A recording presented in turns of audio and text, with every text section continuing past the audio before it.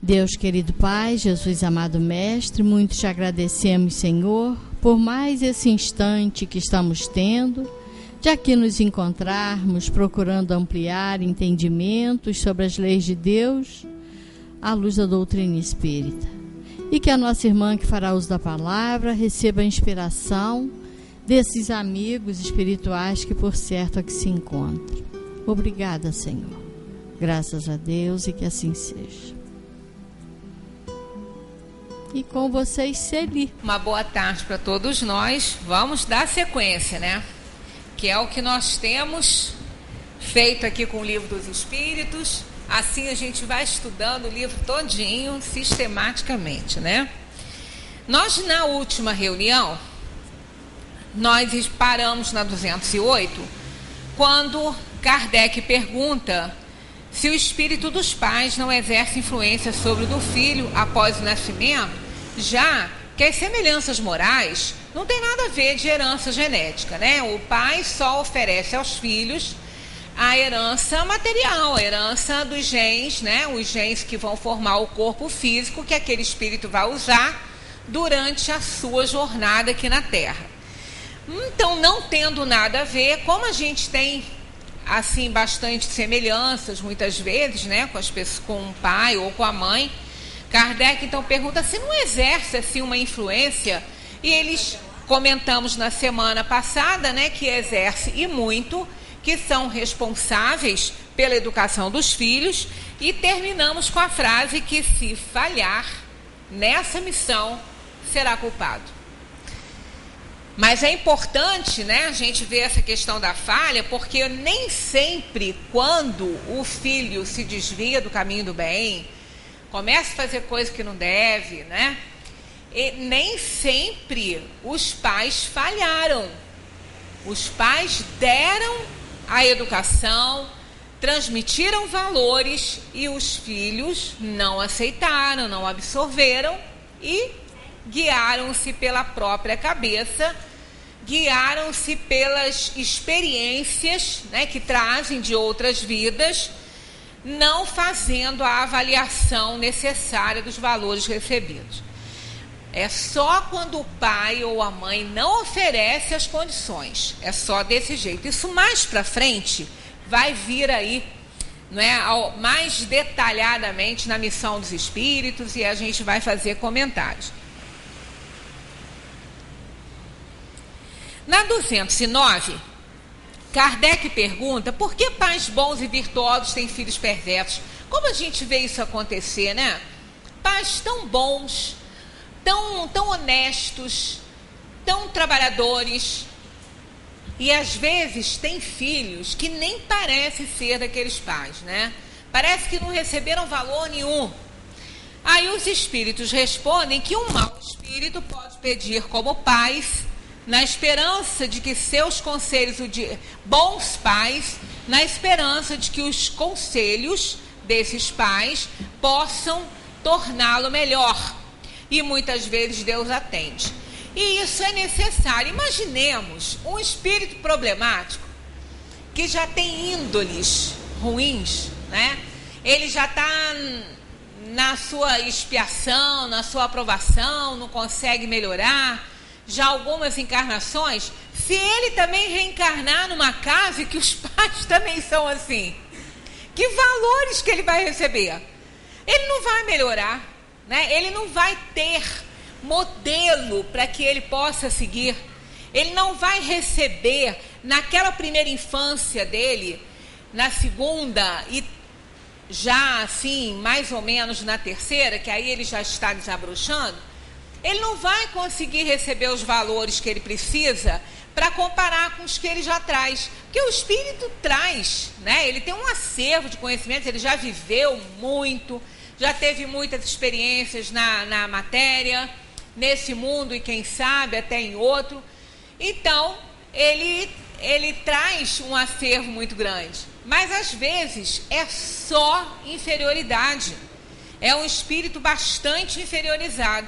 E se ele não encontrar dentro daquela casa que o recebe primeiramente, né, que vai lhe dar as primeiras noções, né, da vida, se ele não receber bons conselhos, coitado, ele não vai conseguir melhorar.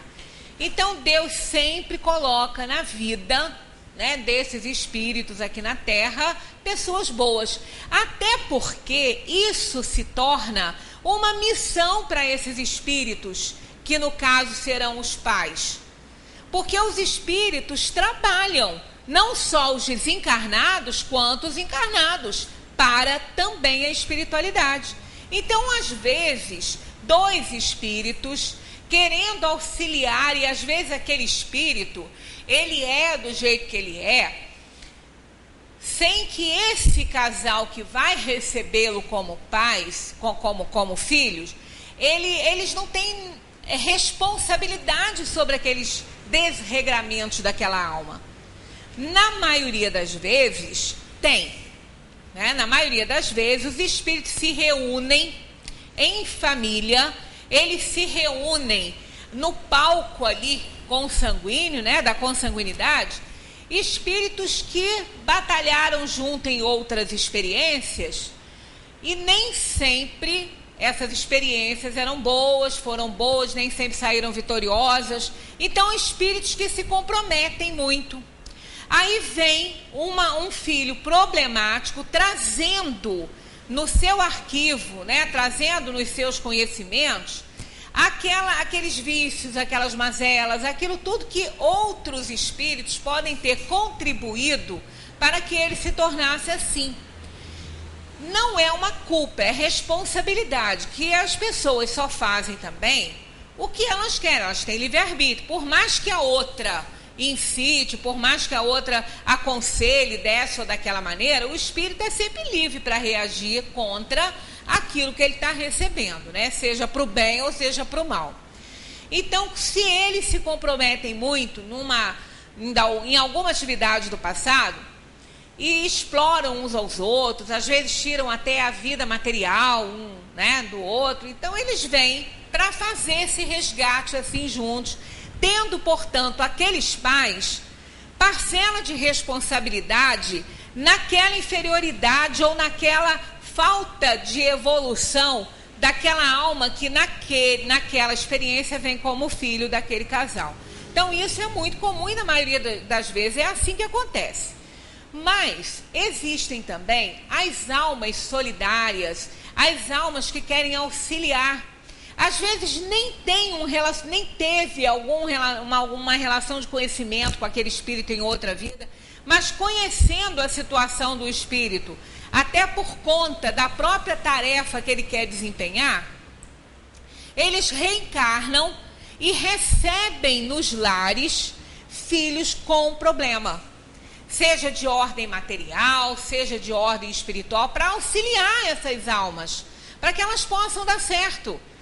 Então, não só a gente recebe a ajuda do espírito amigo, né, do anjo da guarda, quanto de outros espíritos encarregados desse trabalho, mas também alguns encarnam e recebem essas almas na família para poder auxiliar. Então, são espíritos que já sublimaram sentimentos, que nutrem um amor incondicional um pelo outro.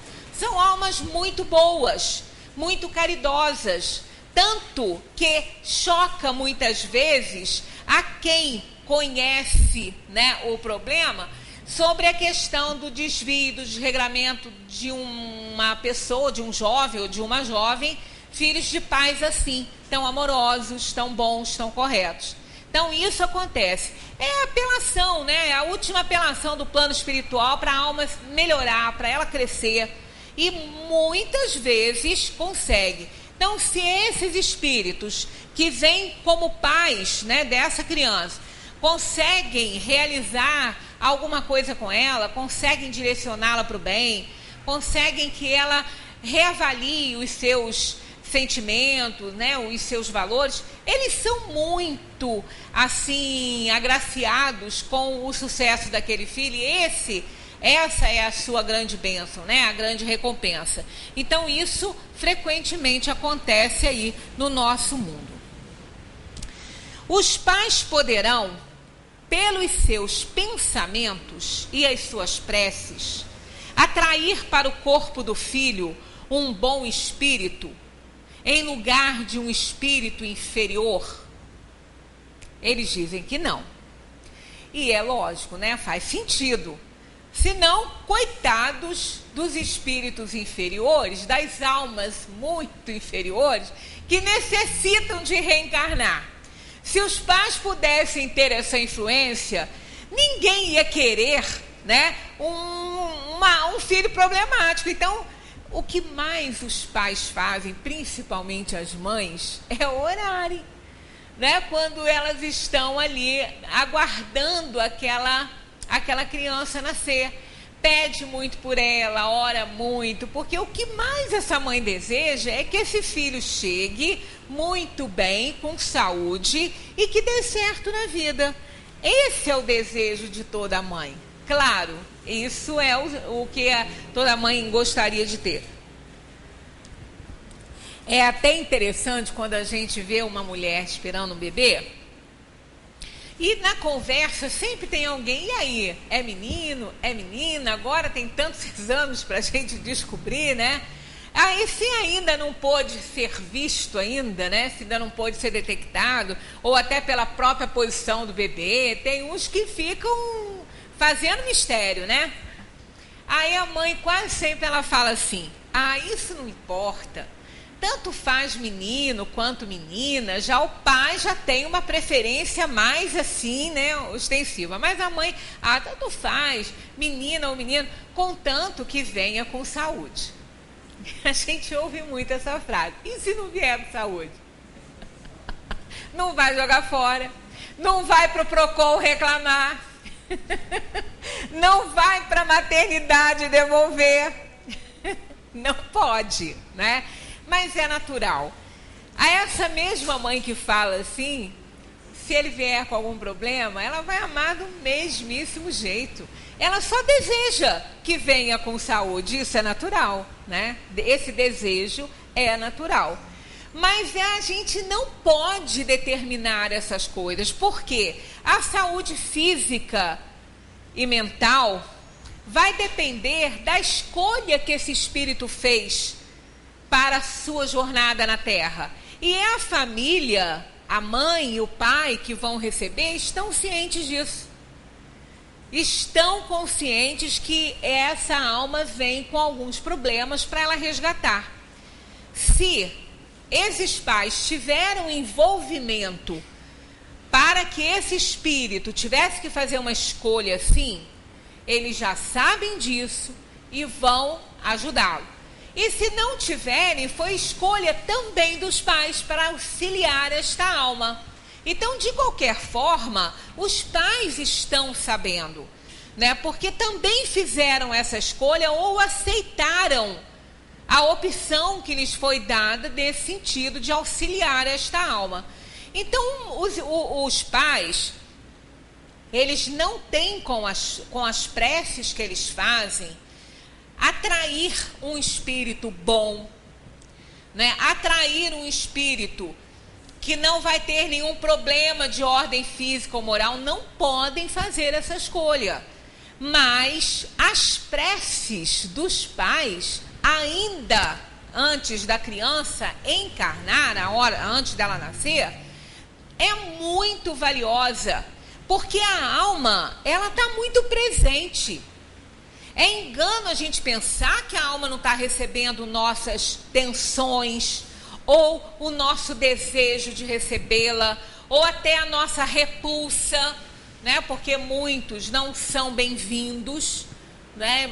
E a família preferia que não tivesse acontecendo aquela gravidez, embora depois conquistam a família inteira, seja, né, por uma razão ou outra.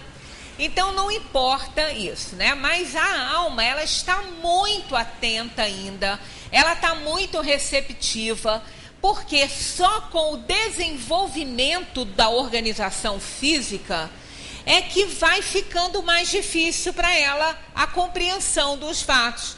Mas no início da gravidez, quando, né, até os defensores do aborto dizem que não tem nada ali, é quando o espírito está mais atento, é quando ele está mais receptivo.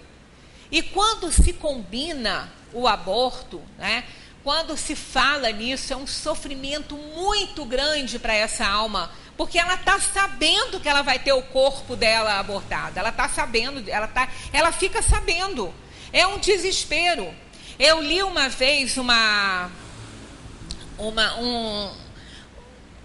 assim, não foi um livro não, mas um artigo sobre isso, uma alma que ficou tão desesperada porque ela ouviu e estava sentindo todo o desejo e a tensão, né, da sua vinda, o não desejo, né, que ela não estava sendo desejada, o desejo da mãe fazer um aborto e a família apoiando aquela coisa, ela ficou tão desesperada que ela conseguiu emancipar-se, né, porque ela não vai para o útero materno, a alma não entra no útero, né, é o perispírito, são os fluidos do perispírito que vão, mas não são todos, porque a alma continua com o seu perispírito, né? É só uma extensão do perispírito que vai para o útero materno.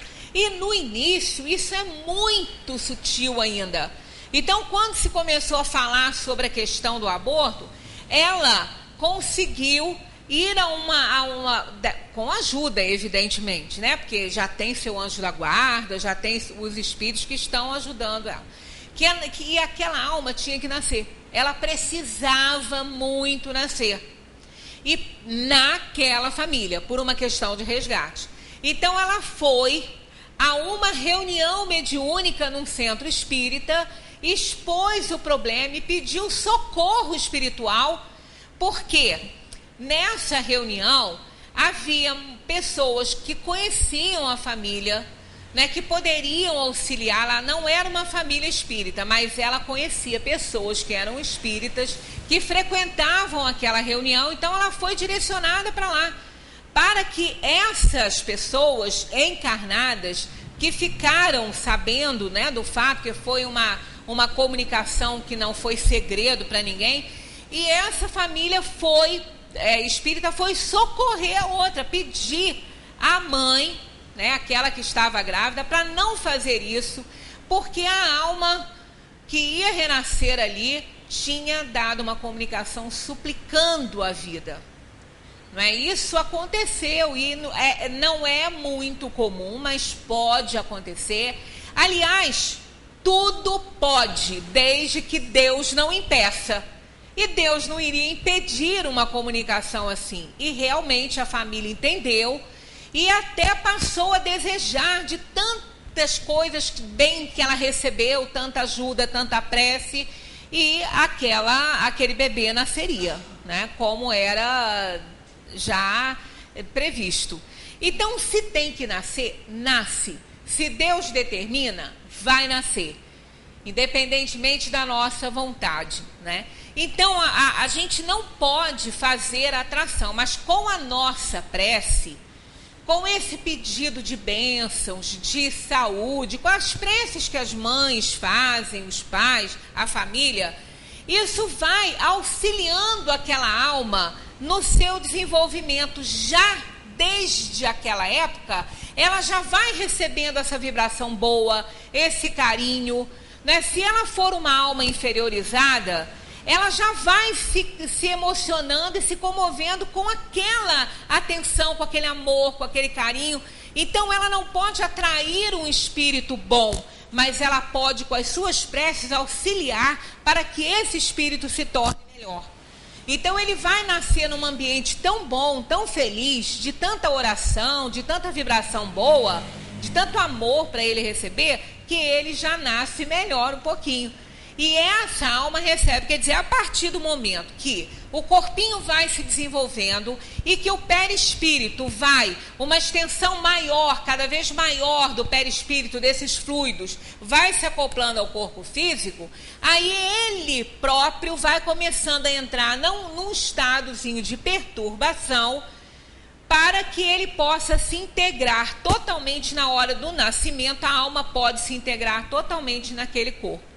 Então, o corpo, o espírito está ligado ao corpo, molécula por molécula. A partir do desenvolvimento, ele vai se ligando e completa essa ligação no momento do nascimento.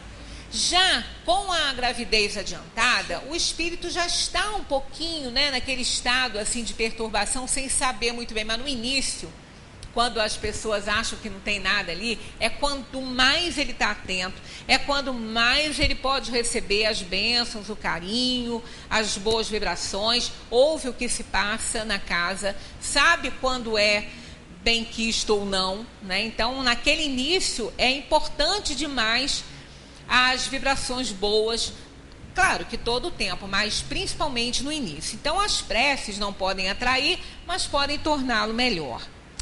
De onde vem a semelhança de caráter que existe frequentemente entre os irmãos, sobretudo entre os gêmeos?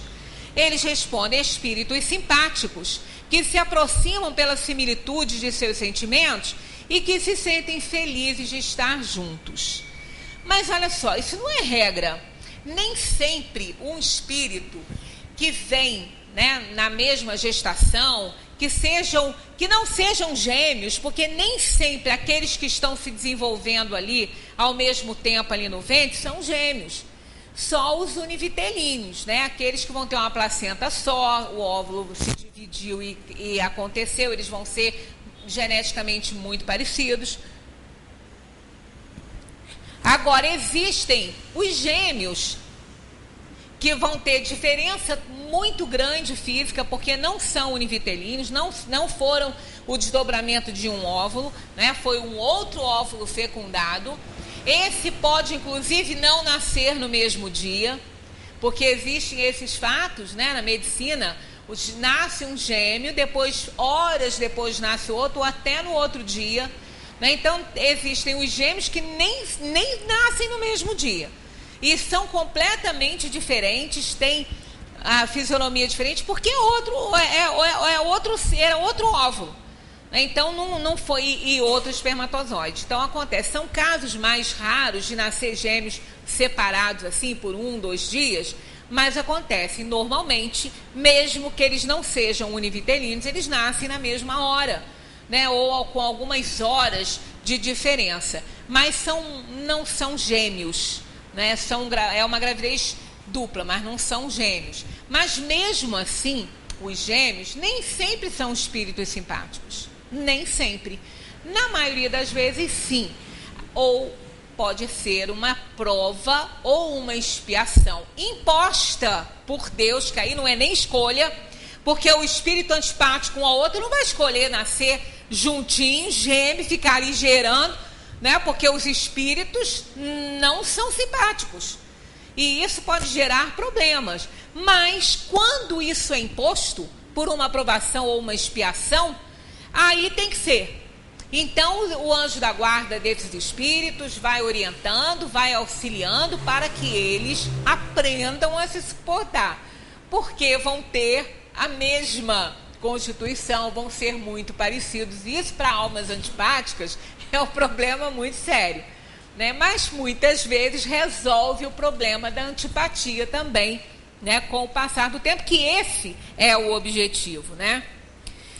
Nas crianças cujos corpos nascem ligados, isso a gente já comentou, existe frequentemente, e que tem certos órgãos comuns a 2 espíritos, ou seja, 2 almas, já comentamos isso, sim, há 2 almas, né, que algumas precisam ficar uma encarnação inteira ligadas uma à outra, né?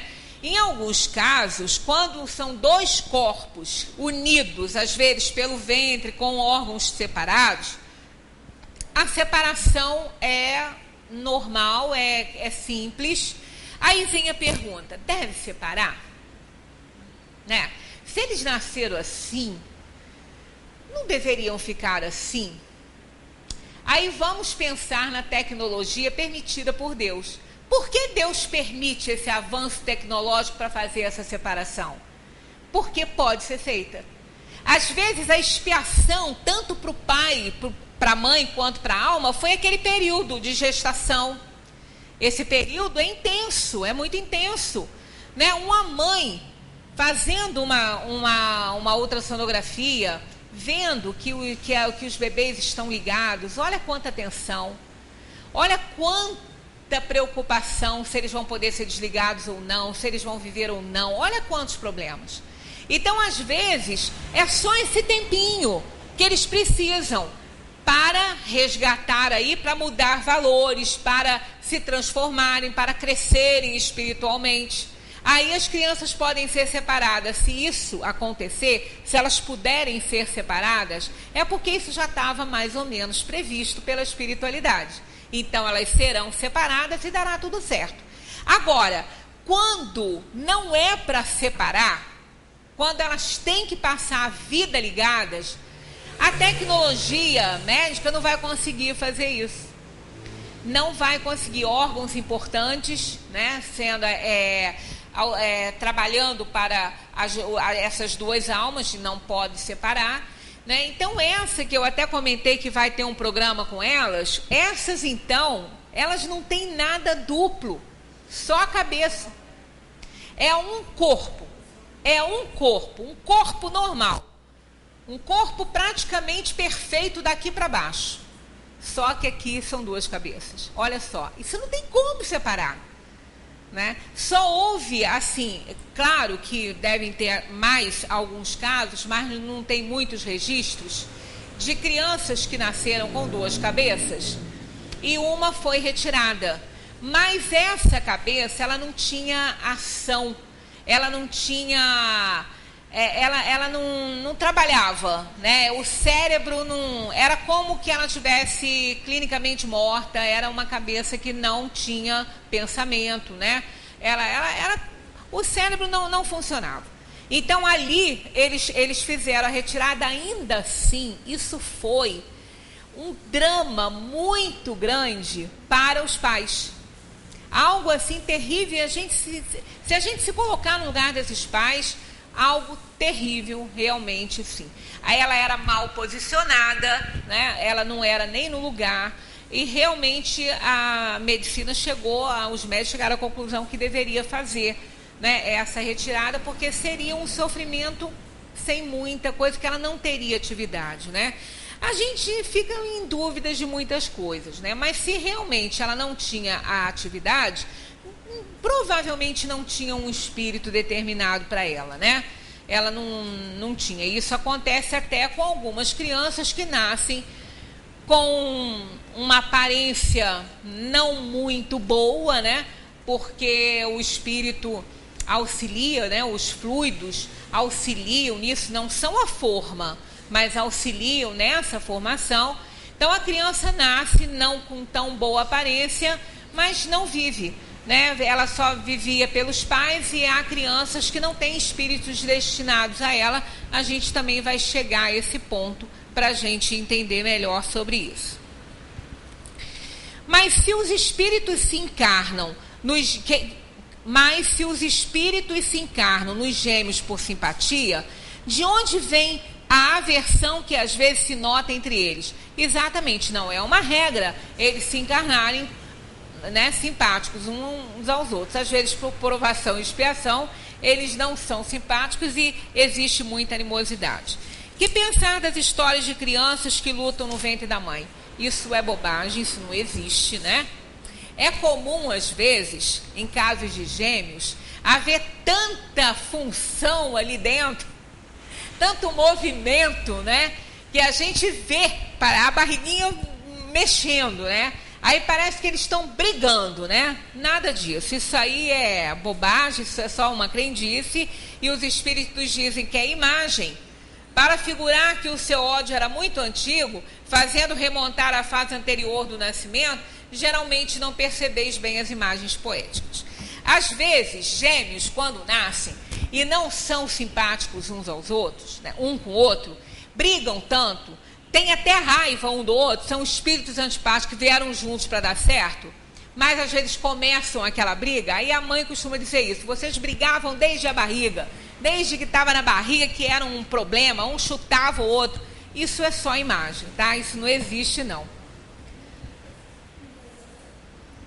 Porque o espírito não está lá. Se eles têm que brigar, eles vão brigar fora da barriga entre eles. Mas o espírito não está lá dentro da barriga para ter animosidade com o outro, né? De onde vem o caráter distintivo que se observa em cada povo? Né? Que isso acontece também nos povos. Eles dizem: os espíritos também formam famílias pela similitude de suas tendências, mais ou menos purificadas segundo a sua elevação. Pois bem, um povo é uma grande família em que se reúnem espíritos simpáticos, e continua desenvolvendo sobre isso. E é evidente, olha só, se nós tivermos que reencarnar, pudermos fazer a nossa escolha, né, se não tivermos que ter uma imposição divina e puder escolher, que nem sempre a gente pode. Ah, mas não é um atentado ao livre-arbítrio? O livre-arbítrio foi usado quando a gente errou tanto, usou tão mal, que deu nisso, né? Deu numa imposição reencarnatória. Não é atentado ao livre-arbítrio quando nos é imposta uma aprovação, não. Porque essa aprovação, ela só é imposta, e a expiação também, quando a gente usou muito mal o livre-arbítrio em outra vida.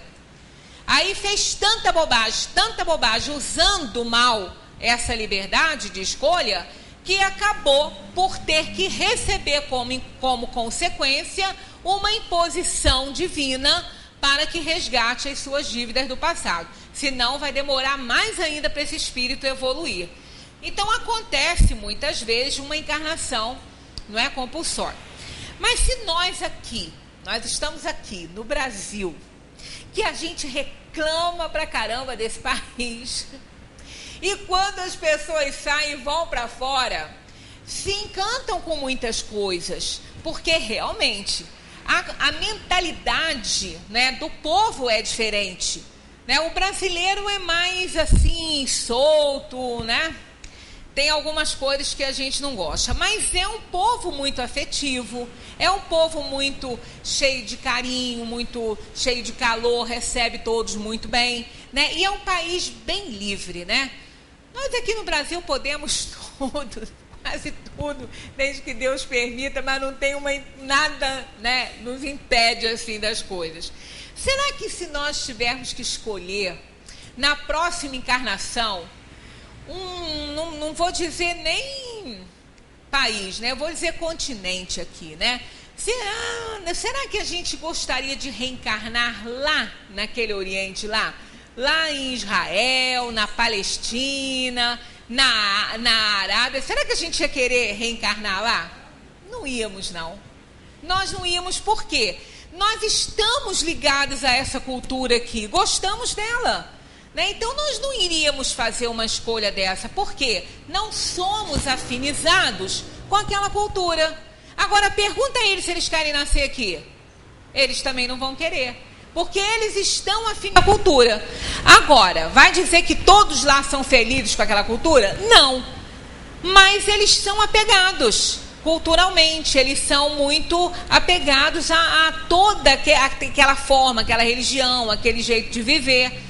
Mas, se nós tivermos uma encarnação compulsória, a gente pode sim nascer lá, né? Nascer lá. E reclama tanto daqui em algumas situações e vai ter que usar burca lá, né? Eu só fico imaginando, com esse calor que eu sinto, né?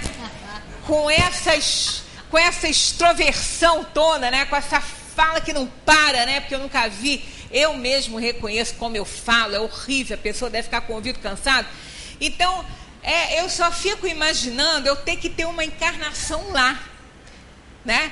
Olha, é melhor eu melhorar aqui e fazer a coisa melhor um pouquinho, porque eu não vou aguentar aquilo lá, não, né? Primeiro, imposição masculina, né? Que isso já é um problema na minha vida. Deus que me livre, né?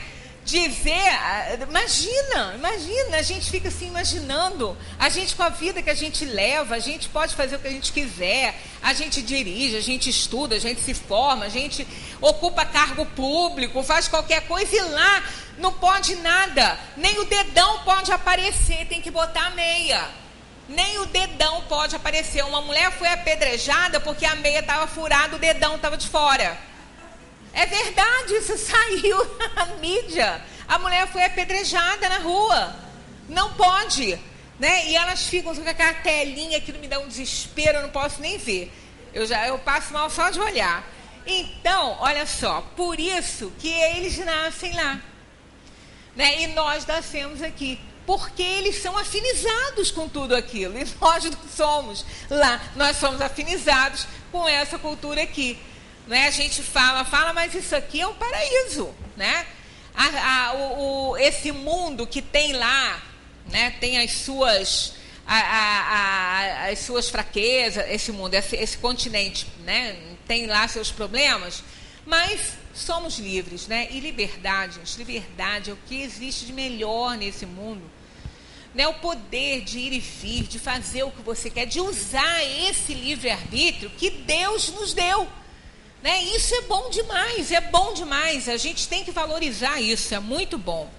O homem conserva em suas novas existências os traços do caráter moral das existências anteriores? Essa pergunta é ótima.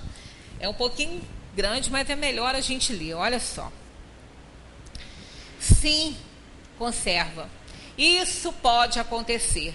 Mas, ao melhorar-se, ele se modifica. Sua posição social também pode não ser a mesma. Se de senhor ele se torna escravo, suas inclinações serão muito diferentes e tereis dificuldades em reconhecê-lo. Quer dizer, um espírito arrogante, um espírito autoritário, né, que não respeita o próximo, que não está de acordo ali com a lei, né, de solidariedade, compaixão, ao desencarnar, é aquela grande coisa que a gente fala assim, não vira santo porque morreu. Não vira santo. Aí, mas a gente tem um medo danado, né? De vir puxar o pé, né? Aí a gente é bonzinho coisa nenhuma. Não prestou e continua não prestando. Ele vai ter condição de melhorar? Claro que vai. Na erraticidade, ele vai ver tanta coisa, ele vai ver a felicidade dos justos, ele vai ver como os espíritos melhores, mais superiores, estão numa condição muito melhor do que ele.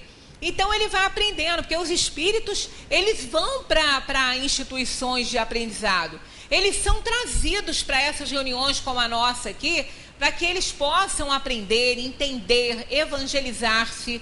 Então eles podem melhorar muito. Mas, com certeza uma alma dessa, vendo a felicidade dos justos, ela querendo melhorar, ela vai pedir uma vida que possa lhe proporcionar um aprendizado grande. Aí não vai nascer mais numa condição onde ela possa mandar. Porque já houve isso, já teve nessa condição e não deu certo. Então ela vai nascer numa forma mais simples, né? Vai nascer numa comunidade mais simples, vai ter talvez uma diminuição do seu intelecto para que ela possa desenvolver moralidade. Então, muitas coisas vão ser modificadas. Mas, mesmo assim, ainda vai deixar transparecer em algumas atitudes quem ele realmente é, ainda porque não se corrigiu. No final daquela vida, provavelmente vai estar muito melhor, mas ainda pode trazer arrogância, pode trazer orgulho. Quantas vezes a gente vê pessoas que não tem a menor condição financeira para nada, às vezes nem para se alimentar direito. Eu já contei isso para vocês aqui. Essa senhora deve ter desencarnado, porque eu nunca mais a vi, pelo menos não aqui na cidade, né? A menos que ela tenha ido. Mas ela já tinha idade. Era uma senhora forte, uma negra forte, que ficava perto da Majórica. Alguém lembra dessa senhora lá? Magui lembra. Muita gente conheceu essa senhora. Ela carregava muita coisa em umas bolsas, que era tudo que ela tinha. Sempre com um pano na cabeça. Sempre com um torso na cabeça, mas arrumado. Não era feio, não. Muito maquiada. Isso. Muito maquiada. E agora está usando, né, as transposições de roupa, uma por cima da outra, fica até chique. Ela já usava isso. Ela botava um monte de roupa. Ela botava uma roupa mais comprida, uma outra mais curta por cima. E ela era vaidosíssima, aquela senhora. Ela se arrumava toda. Ela costumava dormir aonde era uma varanda no Raul Sertã, que na época era hospital regional, não tinha nome de Raul Sertã, aonde hoje, né, tem outra função para aquilo ali, eles fecharam, mas aquilo ali era uma varanda, não sei se vocês lembram, era uma varanda do lado esquerdo, aonde tem uma passagenzinha que dá para a rua General Osório, aquilo tudo ali era um varandão, não era fechado. E dormia muita gente ali, dormia alguns sem teto ali, dormiam ali. Essa senhora às vezes também ia para lá. Aí tinha uma pessoa do grupo, de uma outra casa espírita, de um grupo espírita, que saía para alimentar algumas pessoas que ficavam na rua à noite, levar sopa. Era o grupo que entregava sopa. E essa menina que entregava a sopa ali, ela falou que ela me perguntou se ela fazia errado. Eu falei, eu não sei se você faz errado. Isso aí você que analisa. Quem sou eu para dizer o que é certo e errado, né? Eles faziam campanha para latinha de leite em pó. Porque não dava conta de vasilha. Então eram muito bem lavadas essas latinhas e eles serviam a sopa ali dentro. Porque naquela época não tinha essa facilidade que tem hoje de um precinho, de uma vasilhinha com R$1,99, R$2 para comprar. Naquela época não tinha isso. Eram caras as vasilhas, então as pessoas do próprio grupo davam as latinhas. Essa senhora nunca aceitou a sopa, muito menos na lata. Mas nunca. Ela dizia para essa minha amiga, eu prefiro não comer. Ela falou, mas a senhora come, a senhora está com fome, está tão fria. Ela, não, eu não vou aceitar.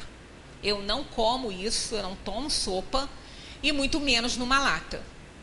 Aí ela falou que andou levando um prato e uma comida diferente para ela. Ela adorava frango. Ela ficava lá na Majórica, porque depois a Majórica dava frango para ela, mais tarde. E ela adorava. E essa minha amiga passou a levar frango para ela com outra comidinha e no prato. Ela comia assim um pouco afastada, que ela não gostava nem que os outros vissem que ela estava recebendo ajuda. Aí ela falou, será que eu estou certa? Eu falei, eu não sei te dizer não. Não sei. Analisa, pede ajuda ao seu anjo da guarda. Ela falou, porque eu morro de pena. Eu falei, ela não come. Eu vejo que ela está com fome e ela não come. Olha o tamanho do orgulho dessa criatura, dessa alma, né, que com fome, com frio, não comia. E ainda por cima, quando a outra passou a levar do jeito que ela queria, ela comia assim bem distante, porque os outros não vissem que ela estava recebendo essa ajuda.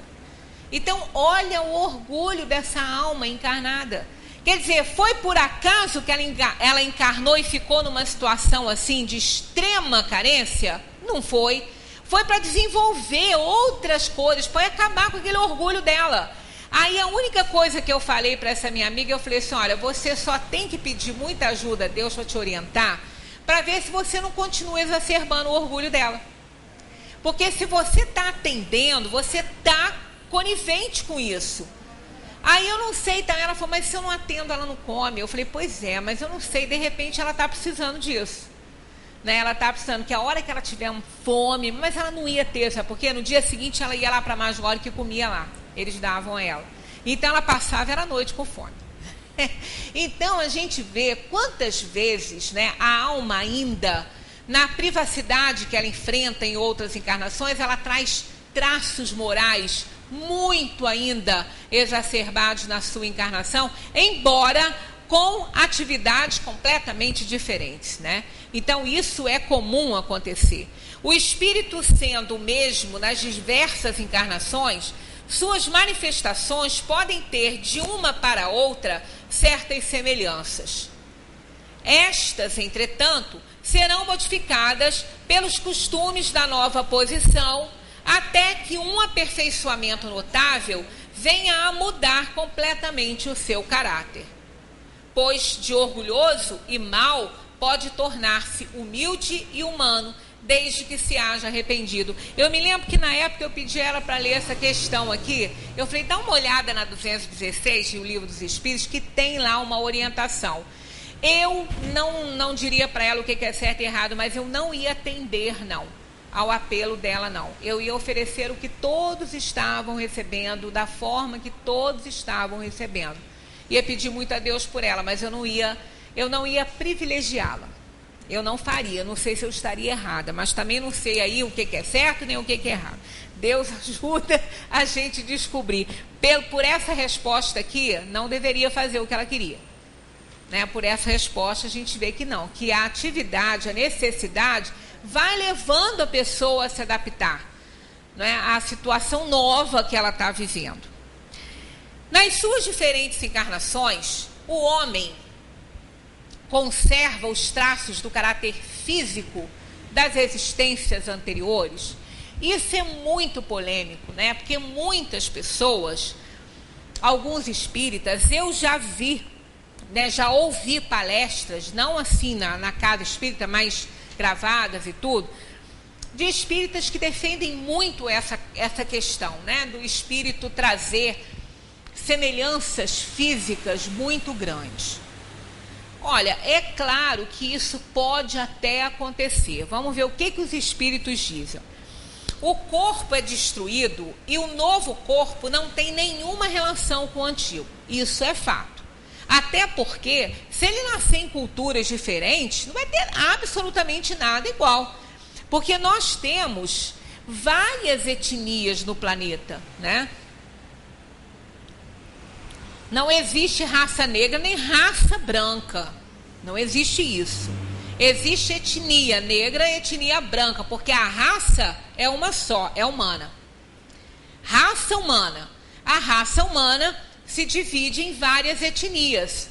Então, não é possível, não vai haver semelhanças entre etnias muito opostas, muito diferentes, para um espírito ter semelhanças, né, físicas. Então, a primeira ideia é que não tenha mesmo, né, como os espíritos dizem aqui.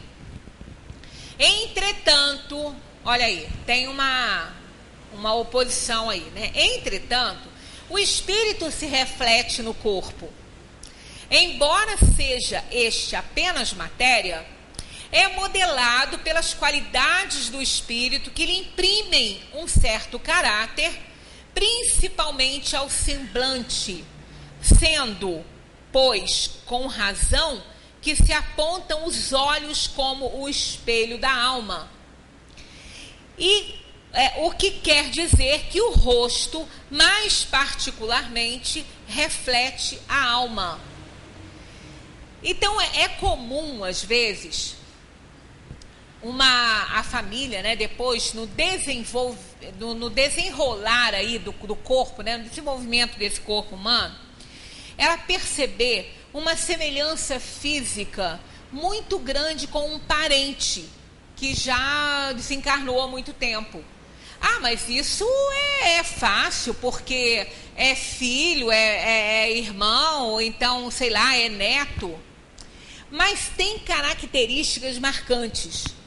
Não é só uma aparência genética, a cor dos olhos, não é só isso, não.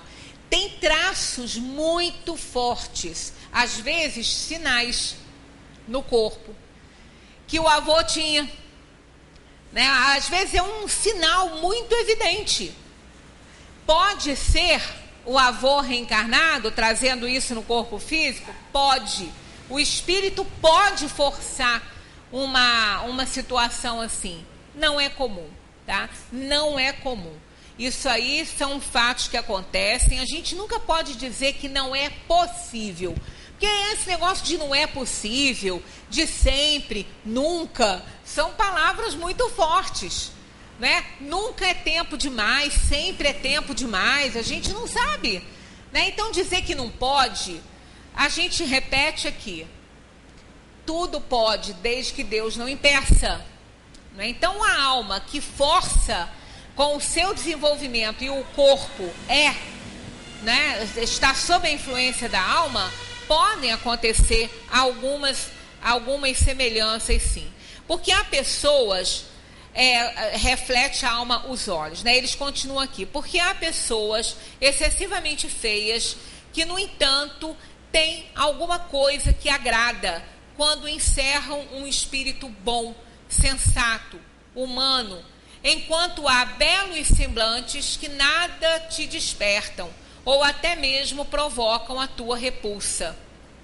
Poderias supor que só os corpos perfeitos encarnam espíritos mais perfeitos que eles, quando encontras todos os dias homens de bem sob aparências disformes, sem uma parecência pronunciada à semelhança dos gostos e das tendências, pode dar, portanto, aquilo que se chama um ar de conhecido.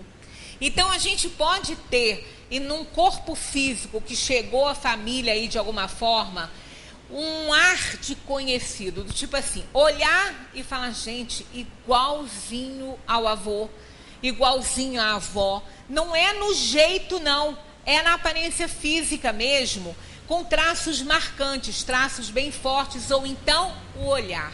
O olhar, como os espíritos dizem, é a janela da alma, né? Nós temos histórias infantis, eu adoro filme de criança, né? Adoro filmes de criança, porque nenhum deles é para criança.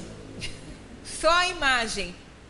Porque a criança não entende o tema, né? Mas todos eles são ótimos. Nós temos aí uma adaptação do conto de Madame do Vivier, que é a Bela e a Fera, né?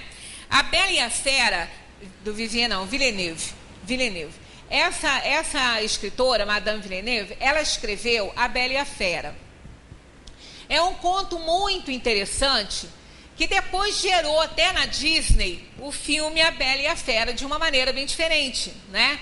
Havia um senhor que tinha 3 filhas, ela conta nesse conto dela, um senhor com 3 filhas, e ele era muito rígido, né? Era muito conservador, e 2 das filhas eram muito fúteis, estavam sempre só querendo o que não devia, e a outra parecia a gata borralheira, né? Era aquela que trabalhava, aquela que fazia tudo, a boazinha da casa. Aí esse pai, ele saiu para fazer alguma coisa longe da casa, e houve um problema, ele não pôde voltar cedo, e choveu, muita tempestade, ele acabou parando num castelo que ficava assim, meio que abandonado, mas que ali morava alguém.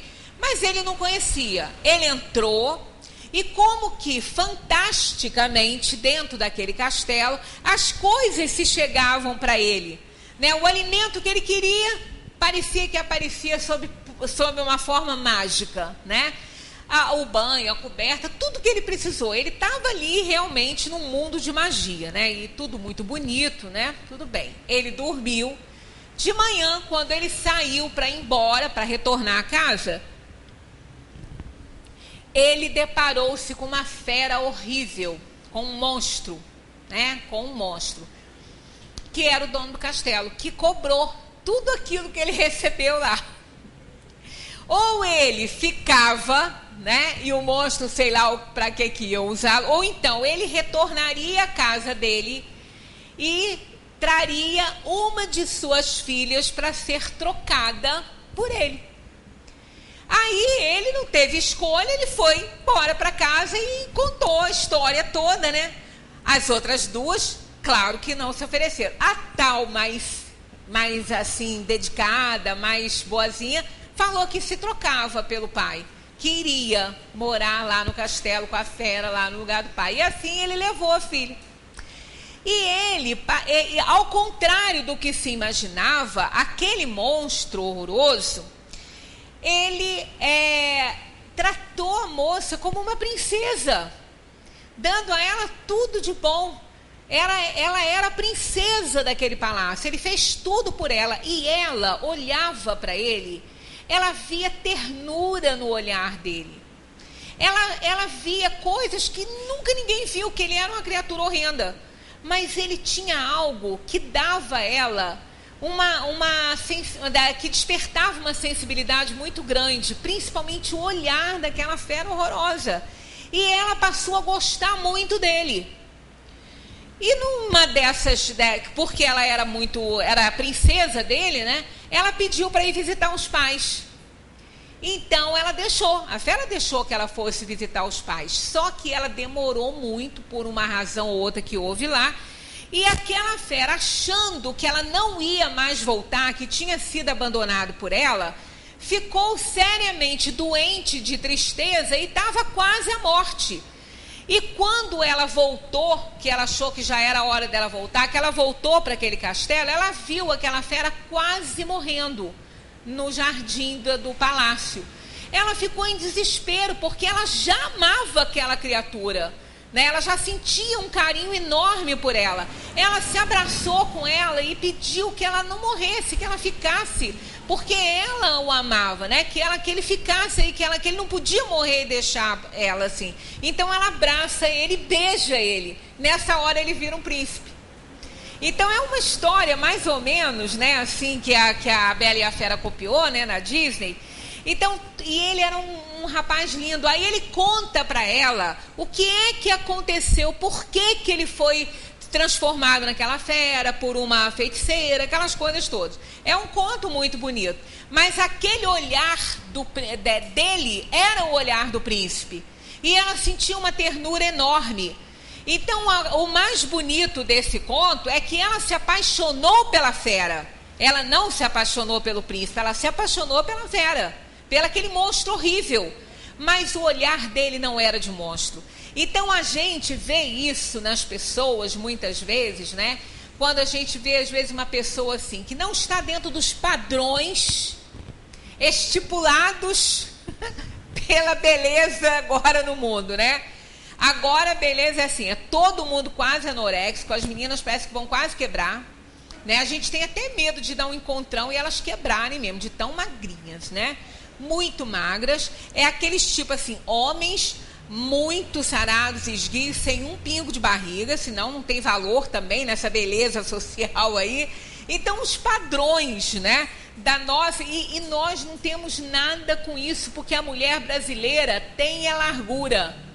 A mulher brasileira tem quadril, ela tem busto, ela tem, né, ela é bem avantajada aí no tudo no lugar, né? Todas bonitas, né? Cinturinha fina, bumbum redondão, não são nada anorexia, mas algumas, né? As que vão lá para fora tem que ser, senão as modelos não tem nem trabalho, né? Se elas engordarem um pouco, né?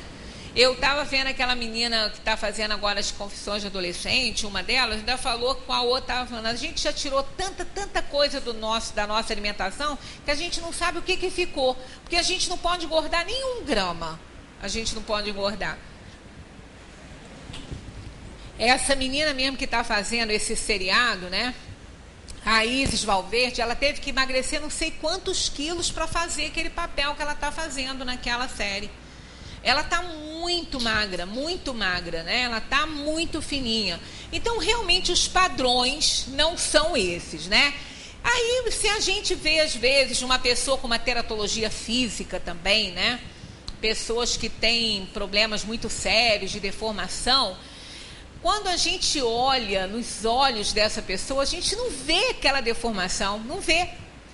A gente não, porque o que transmite, eu me lembro que quando eu estava esperando meu segundo filho, eu já estava lá com quase 7 meses de gravidez, ou acho que até mais um pouco. Eu fui à casa São Francisco de Paulo.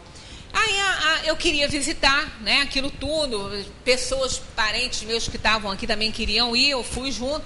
Aí a minha irmã de caridade, ela falou assim, minha filha, essa área aqui eu não queria que você entrasse, não. Porque você está esperando um bebê e tem muita coisa triste aí dentro. Eu falei assim, irmã, o bebê que eu trago aqui está formado.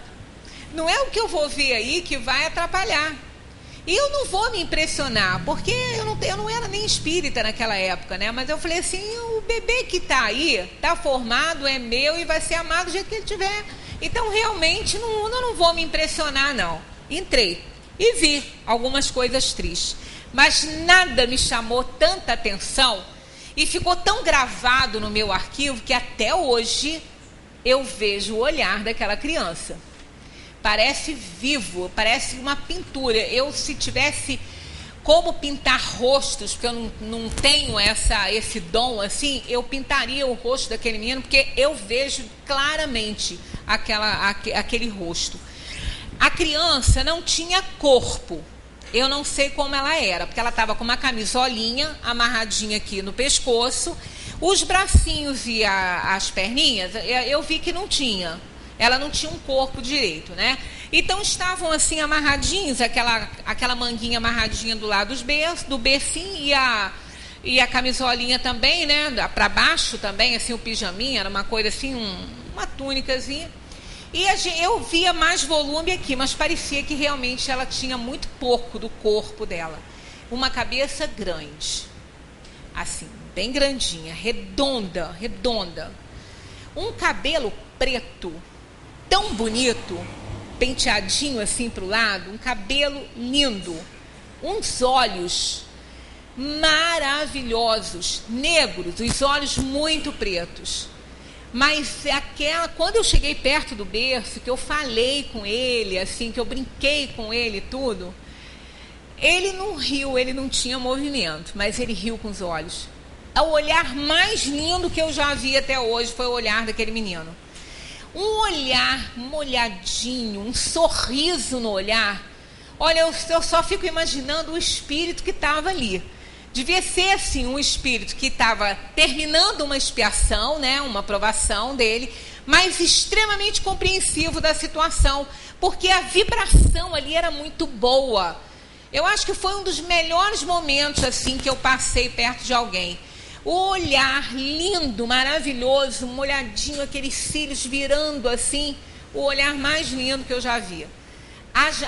Aquele espírito transmitia calma, serenidade, amor, tudo de bom naquele olhar. E eu ainda falei para a irmã, e a senhora queria me privar disso? Ela falou, minha filha, todo mundo... Eu já pensei até em tirá-lo daqui, porque tem pessoas que não podem realmente entrar, mas esse daí é uma bênção na vida de todos que se apanhou. Eu falei, e a senhora queria me privar disso, né? Ela falou, todos adoram esse menino. Ela falou, menino, né? Alguma coisa, tinha carinha mesmo assim, mais de menino. Uma coisa mais linda. Então, os olhos, não resta dúvida, eles são a janela da alma. Né? Quando às vezes a gente vê um casal assim, um tem uma plástica perfeita, né? É um modelo de beleza. E vê, às vezes, o parceiro ou a parceira, e não é. É até muito feio, às vezes, assim, que tem alguma teratologia, alguma coisa, alguma deformação que incomoda um pouco, né? Que a gente fica olhando. E, no entanto, aquela pessoa que está ali, que tem aquela plástica perfeita, que está partilhando, né, a encarnação com aquela pessoa, que é o nosso julgamento, não vê aquilo.